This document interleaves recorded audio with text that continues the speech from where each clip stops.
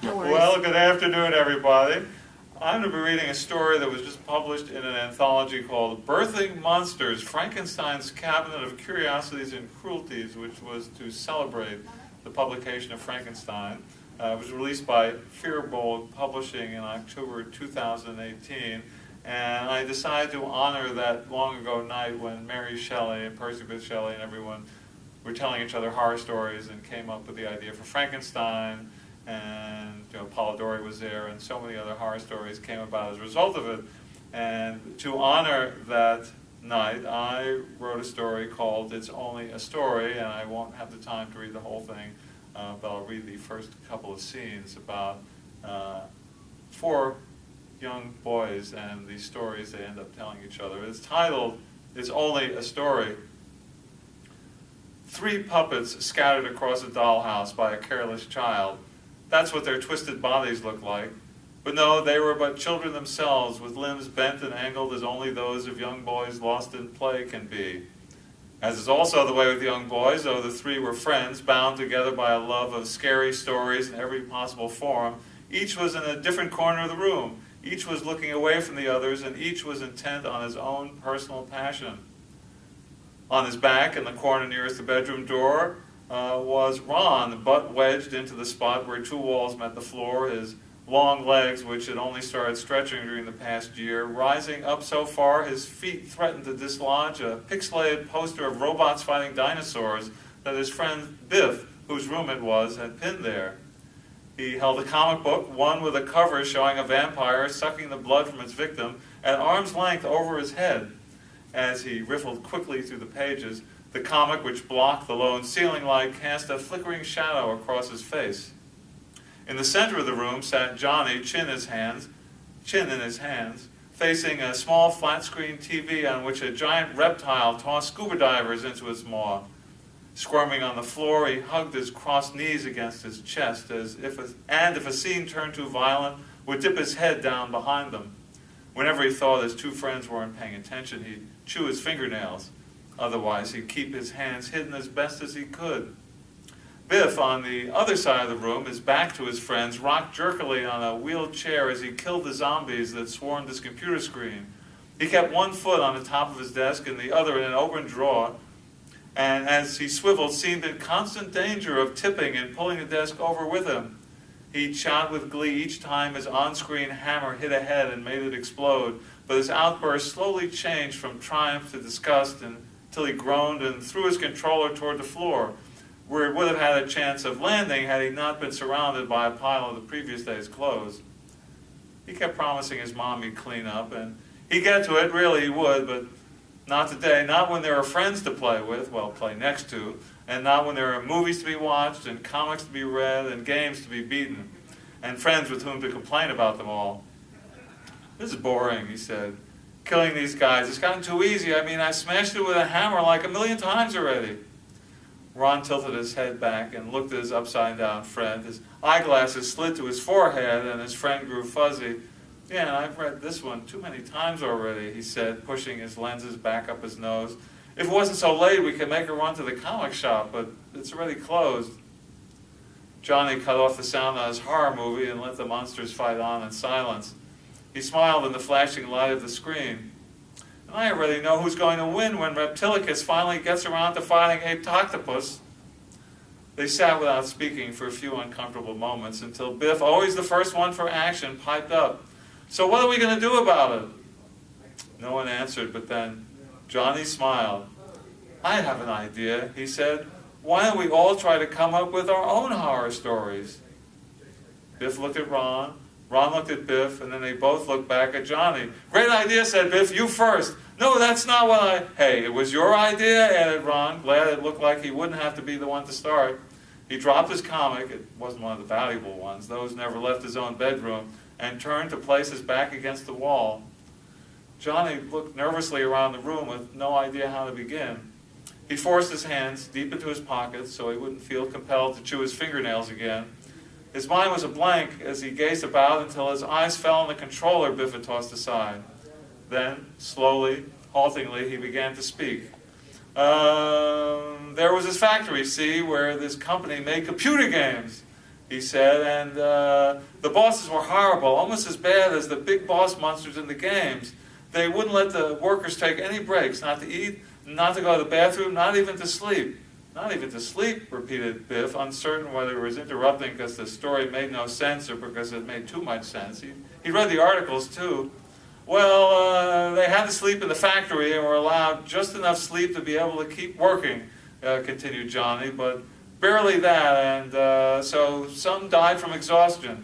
Some got so lonely and depressed because they couldn't see their families, they went up to the factory roof and jumped off and killed themselves. And though the bosses took the bodies away, the souls of the workers, they stayed behind, and because they hated the people who bought the games, who they felt, because they wouldn't have to make them if no one bought the games they made, right, were the real bosses behind the bosses who killed them, and their spirits went into the games, and every once in a while those spirits can get out and reach out and like take over who's playing. Ron glanced over at Biff, who was the best gamer of the three, expecting him to break into the story again, but his friend's intense expression told him no. So one day, there's kids playing, and there's a spark, see, and a short circuit, I guess, and suddenly the kid's inside the game, and he loves it, and he goes around killing zombies, many zombies, endless zombies, and then he killed the big boss too, the zombie king over all the other zombies, and so he wins the game, and then right when the game's over, it all fades away, the world within the game. He suddenly sees he wasn't in the game after all.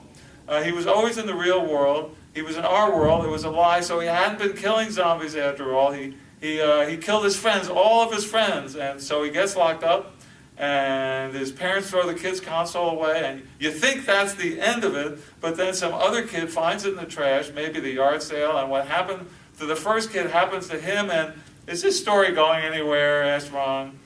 No, wait, let me think. I'll figure out an ending. Just give me a second. That wasn't scary, said Biff. Not scary at all. Oh, you think you could do better, said Johnny. Biff looked away. How about you, Ron? Why don't we check on a new family who moved in a couple of blocks away, Ron blurted out. I heard my parents talking about them. They've got a kid. Yeah, let's go, said Biff, jumping up and leaving the room before either of the others could say anything more. Ron hurried after him. You guys better have good stories tomorrow, Johnny shouted and rushed after. Outside Biff's house, they climbed on their bikes and pedaled through the darkness. When they arrived at the end of the cul-de-sac, they circled slowly several times before stopping side by side across from the new neighbors. The curtains were open and light spilled from the windows, painting the lawn with long rectangles which seemed to reach toward them through the night. Can you see anything? Asked Ron. No, not from here, said Johnny. I can't even tell if anyone's home. Let's get closer, Biff said, letting his bike drop. Hunched over, he crossed the cul-de-sac and peered through the front window into the living room. Ron and Johnny stepped up to bracket him. Past the living room, they could see a family was sitting around the dining room table. A mother, a father, and... Is that a girl? Asked Johnny. I think so, said Ron. I mean, if it is, her hair is pretty short. Oh, well, this was a waste, said Biff. Might as well head home. They backed away from the window and returned to their bikes, but just as they were about to hop on and pedal off, the front door of the house blew open and a large man rushed out, one with more muscles than they'd ever seen without the aid of special effects. What are you kids doing? He called to them, more a rumble of thunder than a shout. Run! Screamed Johnny. It's the dad! They leapt on their bikes and rode faster than they ever had before.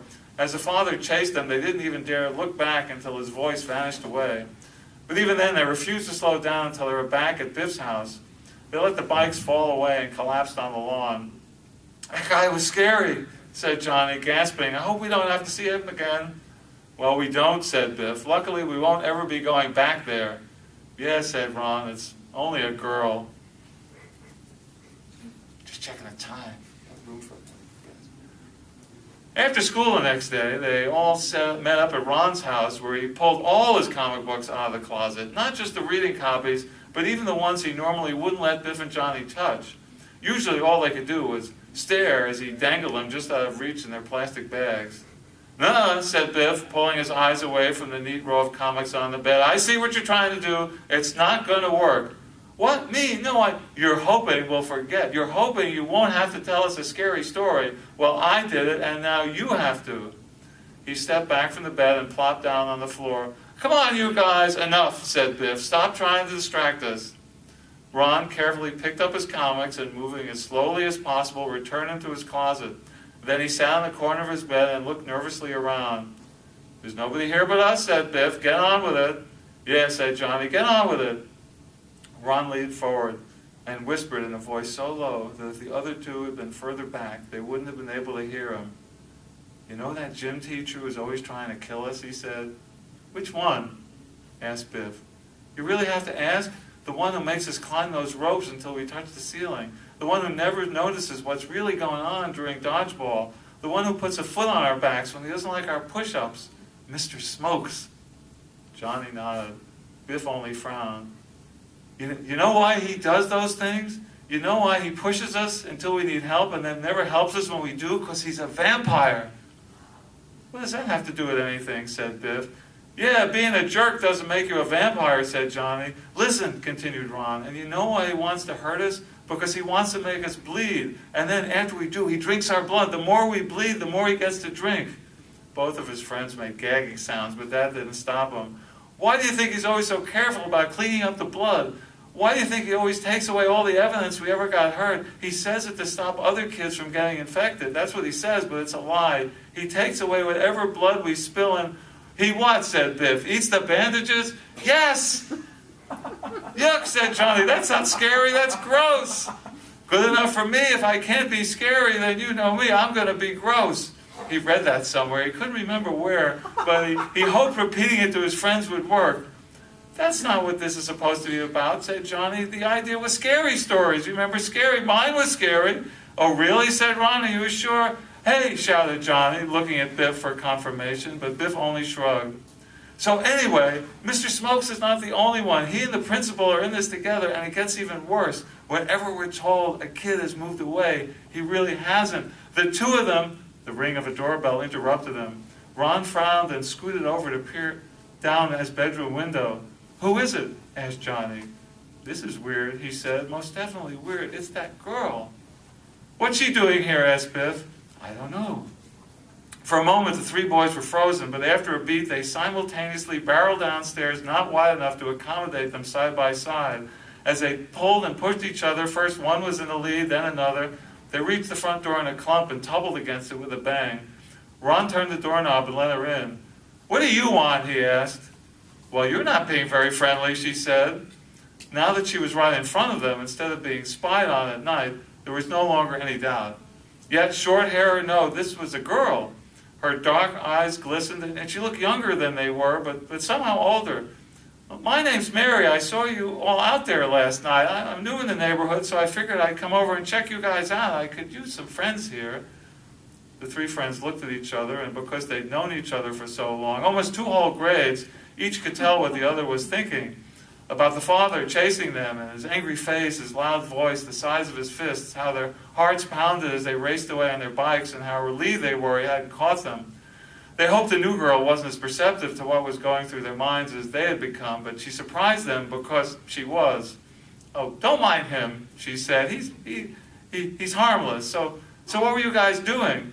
"Nothing," said Ron quickly, because he knew that story he was telling. It wasn't the kind of thing you talked about in front of a girl. "Actually," said Biff, "Ron here was telling us a scary story. Or trying to, anyway. I don't think he understands the game." "Oh," said Barry softly, "can I play? I know a scary story." "Sure," said Biff, as quickly as Ron had, but for a different reason. "Oh, no," said Johnny, seeing right through him. "You're not getting off that easy. It is your turn, Biff, not hers. No cheating. I did it. Ron did it. Now you have to do it." Biff looked at his friends beside him and at the girl who looked at him expectantly from the front door. He would have sighed had he been the kind of kid who sighed. "Okay," he said, and looking at Mary, tilted his head inside toward the kitchen. The 4 of them sat around the small table, and as Ron pulled out milk and cookies, Biff cleared his throat and began to tell his tale. There were once 3 friends who decided to tell each other stories because they loved horror books, horror games, horror comics, horror movies, but that wasn't enough, so they decided to tell their own horror stories. "Wait, that's not even a story," said Johnny. "That's us. You're not just supposed to talk about us. You're supposed to tell a story." "This is a story," said Biff firmly, but you should be very careful about the horror stories you tell. Very careful, because these three friends soon learned that the horror stories they told would come true. That makes no sense, said Ron. Come on, admit it, you don't even have a story. Are you telling the story or am I? Anyway, one of these friends told a story about a game that turned its players into a killer, and lo and behold, it did. Biff didn't really know what lo and behold meant, but it seemed like the kind of thing one said when telling a story, so he said it. I don't like this story, said Johnny. Shut up, snapped Biff. And the friends started to believe that everyone around him was a zombie, and he rose up and killed them all. And then the other friend, he told a story about a teacher being a vampire. Wait, said Mary, if the first friend killed all his friends, who was left to tell another story? Well, obviously he must not have killed everyone. I don't think you know what you're doing, said Ron. The friends argued, and before Biff could continue with the story, they came hammering at the door. They all jumped, all save Mary. Who's that? Said Johnny, chewing a nail. Mary? Came a loud voice from the other side of the door. Mary, I know you're in there. Don't try to hide from me. It's my father, she said. He's going to kill us, whimpered Ron. You guys just stay here, she said, grimacing. I'll deal with this. They let her, staying on the opposite side of the kitchen table as she moved toward the front door. Biff eyed the knife block on the counter as she neared the banging. Then the door opened, and then a hand reached in, and then she was yanked out. They didn't see the whole of it. They didn't see the whole of the man until they ran to the window. They didn't dare head to the door for fear he'd grab them too, and watched as Mary's father pulled her down the street. Once the two were far enough down the road that the man couldn't immediately turn on them, the three boys tumbled from the house and followed her from a distance. Is he hurting her, said Ron, the way he's pulling. It looks like he's hurting her. Should we do something, said Biff. We should do something. What could we do, said Johnny. We're just kids. By the time the three friends arrived at the cul-de-sac, Mary and her father were inside their house. They could see her up in her room and see the father, too, pacing downstairs, an angry expression on his face. Mary looked down at them and offered a small wave.